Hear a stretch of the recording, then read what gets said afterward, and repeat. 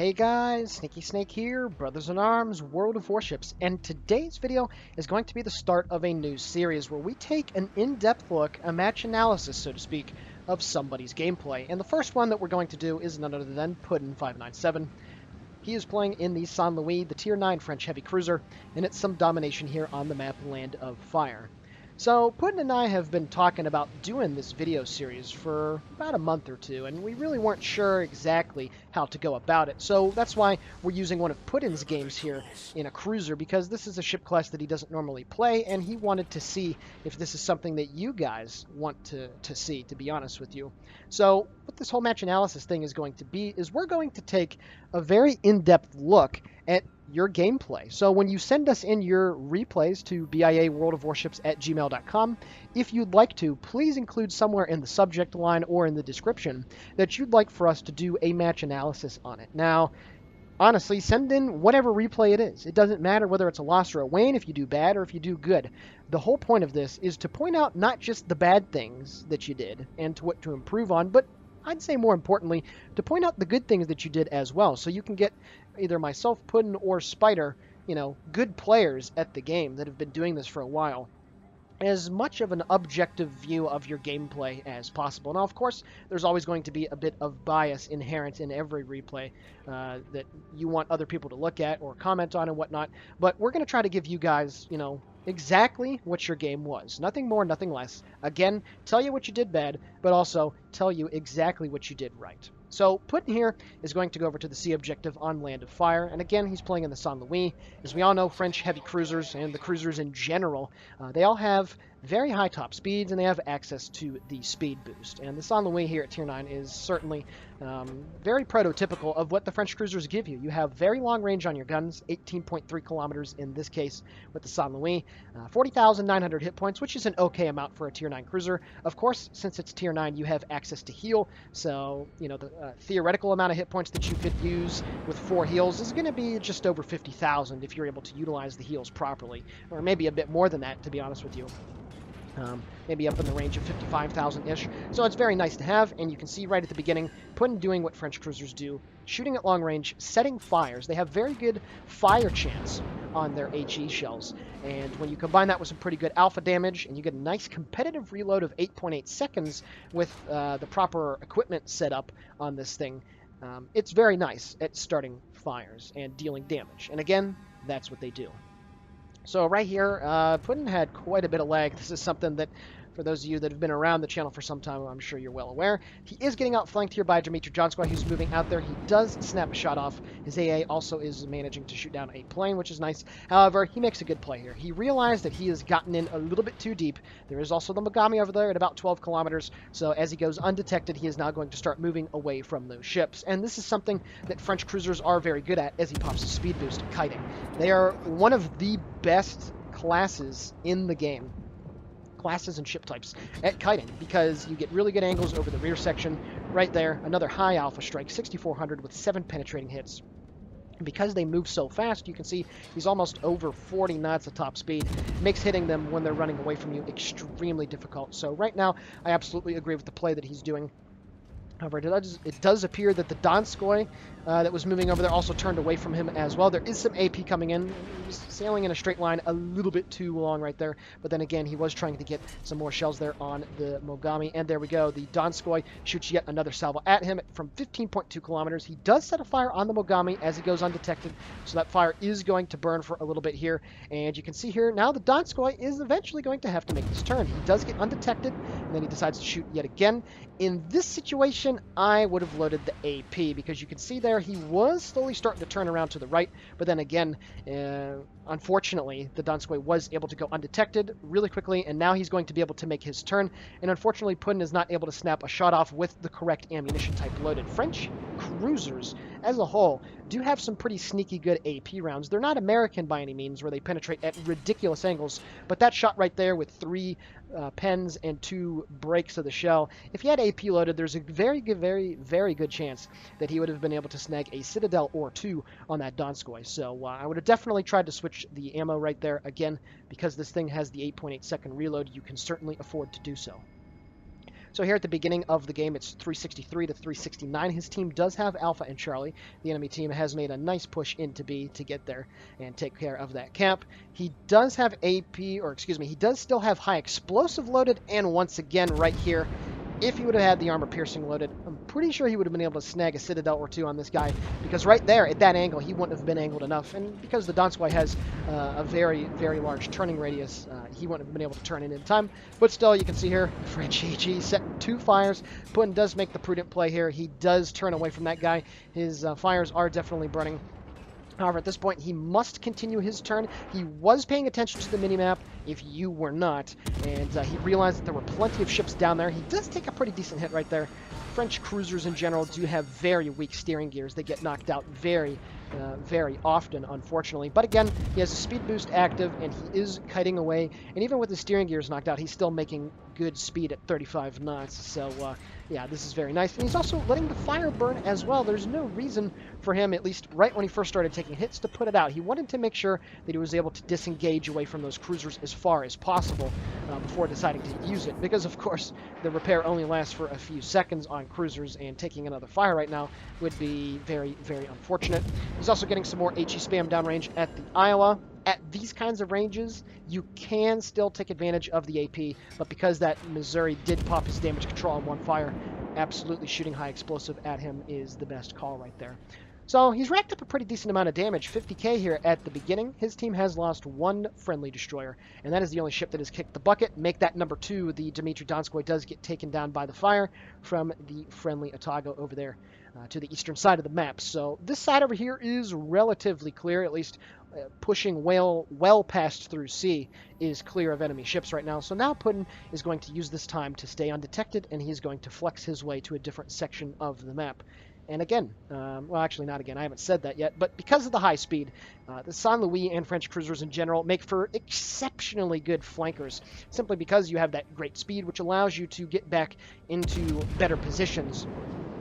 If you are caught out of position, or if you go to the wrong side of the map and there's not much to do there, again, makes it very, very easy to be able to do so. You can see here his accuracy is a tad suspect, as he does manage to land 1 fire there on the Bismarck. There have been a few shots throughout the course of this where you really do have to pay attention all the way until you double-click that left mouse button and really make sure that they're not changing their course.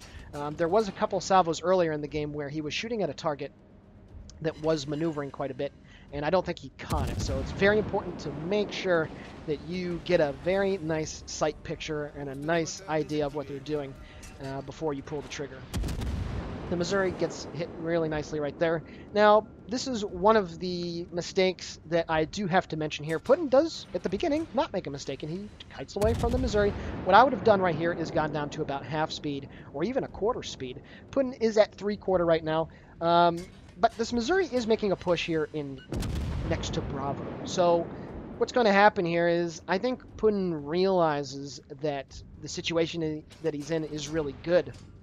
But at the same time, as he picks up Death by Baguette, one of the special rewards, at this point, as the Missouri goes away undetected, I think it gets a little too cautious, or not too cautious. What's the word? I can't think of it right now. Pardon me on that. But I think what he's going to have is get into a false sense of security, because that Missouri does have enough concealment where he can go in and out of detection, especially when he's not on fire. And Puddin does go undetected right there.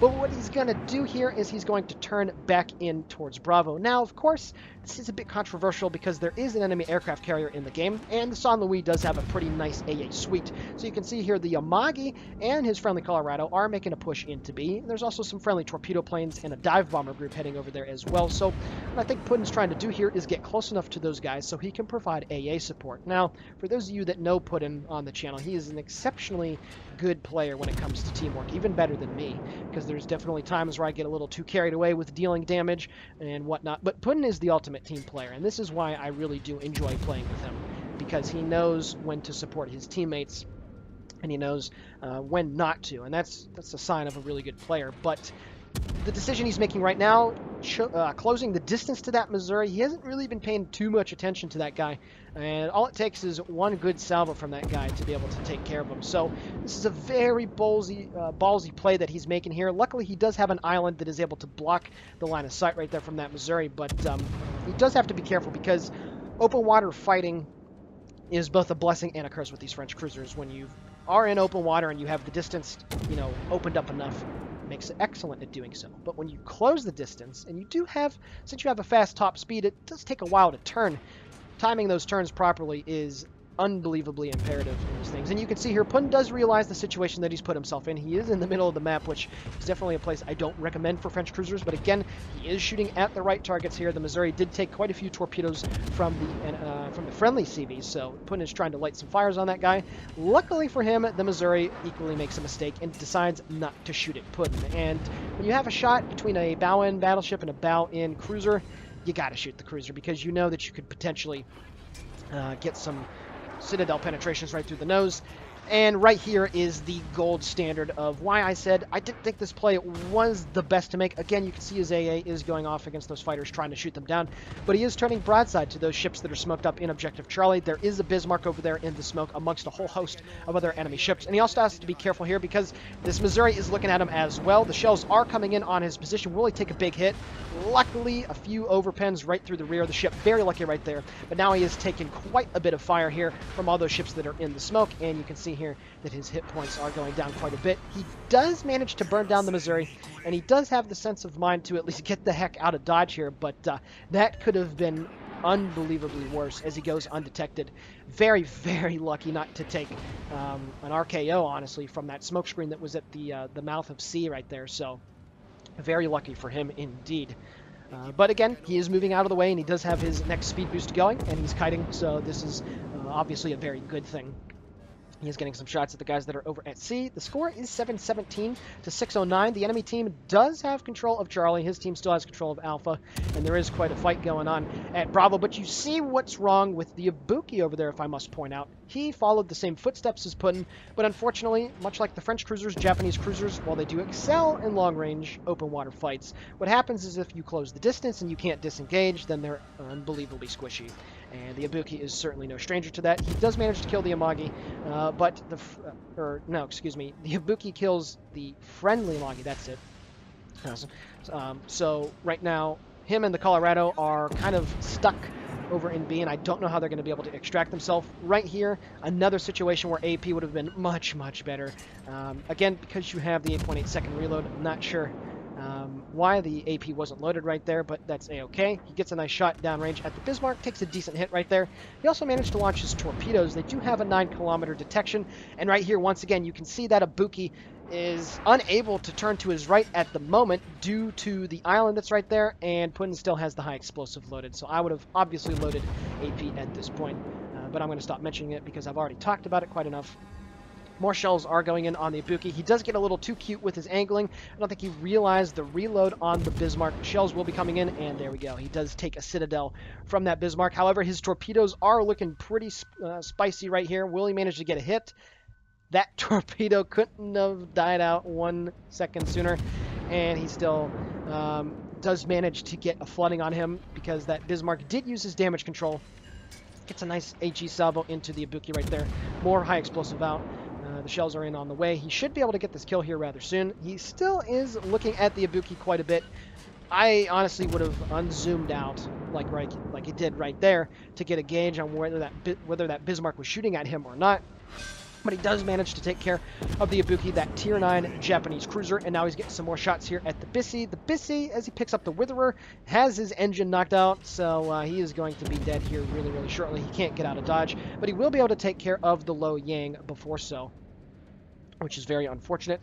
Puddin's next salvo falls in. There we go. He doesn't manage to get it, but his flooding takes care of business. And if you didn't notice, his damage has spiked up to almost 150,000 points of damage right there as he sails right on next to his friendly carrier. The score is 845 to 594. His team does have this one with quite a large lead, but we'll see if they're going to be able to hold on. You can see that Ibuki that was down in Bravo, still out in the open, still out in the mid part of the map. And he's not in a very good position. His friendly Colorado as well is only on 15,000 hit points, so one well-placed salvo from that Iowa could potentially nuke him outright. But he also has the Nelson chasing after him, and there's no way that he's going to be able to get away from that guy. He manages to shoot down plane number 5, however, his AA is doing some work. He has continued to be detected by those aircraft, though, so he does have to take care of those planes here rather quickly. And there we go, the friendly CV was able to help him out. and now Puddin is making his way back towards Charlie. So it still looks like his team could take care of business. It's still 833 to 661. The Friedrich de Grosso does kick the bucket. His Colorado friend, unfortunately, is about to kick the bucket as well, and you can see his friendly Ibuki is chasing after the Turpits and the Benson, and getting into a chasing engagement versus most anything in this game is a bad idea. So unfortunately, the Colorado kicks the bucket now as well. That Nelson will be able to get on Bravo, so now his team is not in a very good spot. And you can see that those enemy CV planes are still, around him. Puddin does take one shell right there from the Iowa for about 4,400 damage right here. And now at this point, he's in a very big predicament as the Turpits manages to take care of the Ibuki. He's in a very big predicament because he has to make this turn. Unfortunately, though, the Iowa is not shooting both of his forward guns at the same time, so he has to risk it right here. Luckily for him, only one over penetration, but here comes the next salvo. Will he be able to get out of the way in time? A couple more over pens right there. Very lucky for him, but again, he was forced to make that play because he did not want to continue to close the distance to the Iowa. So now he continues to run away. He's up to 155,000 points of damage. His damage dealing in this game has been exceptionally good. He's had 3 kills, had a very, very large influence on the course of the game. But right here, what I didn't understand was when he was running away from the Iowa and the Iowa switched his focus to the friendly Otago, why he decided to stop shooting there for some time. I know that he had to go and click on those bombers to be able to, buff his DPM against them as he picks up the Confederate, but he wasn't shooting his guns for, he missed out on probably about 2 salvos right there, which every salvo, every bit of damage that you do really does add up. But anyway, he's now getting some more shots here at the Iowa. Unfortunately, his friend in the Otago decided that it was also a good idea to close the distance really, really close to the Iowa. Not sure why, and I believe this next salvo will Citadel him and take care of business. Yep, the Iowa does manage to secure the kill. And what was once a game that was looking really, really good became quite another case of the team with the lead was way too aggressive. And unfortunately, he now has some torpedo planes coming in on his position. And because this thing is so fast and it takes such a long time to turn, he is going to eat a torpedo here right on the nose because he wasn't able to slow down in time. It causes a flooding. It uses his repair. The carrier makes a very nice cross drop on him. He's going to try to get out of the way of this next one, turn in hard to port, but alas, the torpedo slams into his side and manages to take care of Puddin. So unfortunately for his team, what was once a clear-cut victory all of a sudden became a loss for his team. Alrighty guys, taking a look now at the post-battle results. 433,000 credits received and 2,264 total EXP. He managed to pick up Confederate, Witherer, and 2 of the special medals for the 2-year anniversary. 170,000 points of damage. That's a fantastic number damage dealing in a French cruiser with 188 shell hits and 1 torpedo hit. He managed to start 16 fires, shot down 10 enemy planes, and sank 3 enemy ships. Taking a look at the team score, here we go. 1,437 base EXP on a loss. That is a solid total right there. The rest of his team under 1K base EXP. He had a few guys up at the top below him that were they did okay, but again, it was just a case of his team being way too aggressive at the end of the game when they had the cap lead and there was no reason to push in. And while Puddin made the right play of getting out of B and not pushing in, unfortunately, his team did not, and they all went to their death in and around B. So he made the right play right there. And overall, this was a fantastic game for Puddin, and he's not known for having amazing, crazy games in his cruisers, but this one certainly qualifies as that. And I think overall he made quite a few good plays, quite a few not so good plays, but at the end of the day, you cannot complain with a result like this. Easily the MVP on his team and one of the best players in this lobby, both enemy and friendly. Very nice job by him. And also taking a look at the detailed report, 82,000 damage dealt with the HE, 75,000 damage dealt with fires and floodings, and 10K done with the torpedoes. And also 1.8 million potential damage. That is a very good number as well. So, with that being said, Sneaky Snake here for Brothers in Arms World of Warships signing off. Please let us know down below if you'd like to see more of these match analysis games. And also, as mentioned before, please send your replays in. It's, our pleasure to feature your stuff on the channel, especially with the community replays on Saturdays. It's wonderful stuff, and please continue to send them in. So with that being said, Sneaky Snake here for BIA World of Warships signing off. Guys and gals, have a great day.